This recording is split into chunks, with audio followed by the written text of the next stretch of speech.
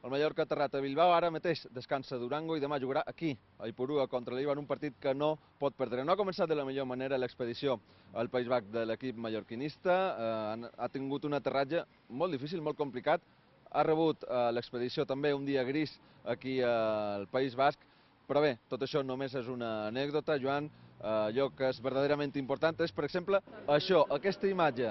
Ante Budimir i Ki Sung-yueng formant part de la convocatòria del Real Mallorca, tots dos han arribat plegats, en xerraven en anglès, segurament Ante Budimir li deia a Ki Sung-yueng que ja està preparat per jugar demà contra l'Eibar després de no poder fer-ho contra el Getafe la setmana passada, un partit on el Mallorca el va trobar a faltar moltíssim, i segurament Ki Sung-yueng li deia a Budimir que podria jugar demà en substitució de Salva Sevilla, o Almanco tenia els seus primers minuts perquè el coreà encara està en una baixa forma i jugar des de l'inici del partit pot ser un poc precipitat. Així que Aleix Febas sembla que serà el substitut de Salva Sevilla. Recordem que l'andalús està sancionat. L'altra novetat de la convocatòria és Joan Sastre, que ha caigut Fran Gámez. El Mallorca, amb aquestes novetats, s'enfrontarà demà a la 1 del migdia contra l'Eibar. Un partit amb una consigna clara.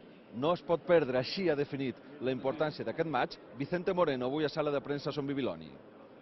Con esa ilusión máxima de ganar cada acción que haya en el partido para poder ganar. Y lo que hoy todo se ve negro, pues mañana lo podemos ver, si no blanco, gris, ¿no?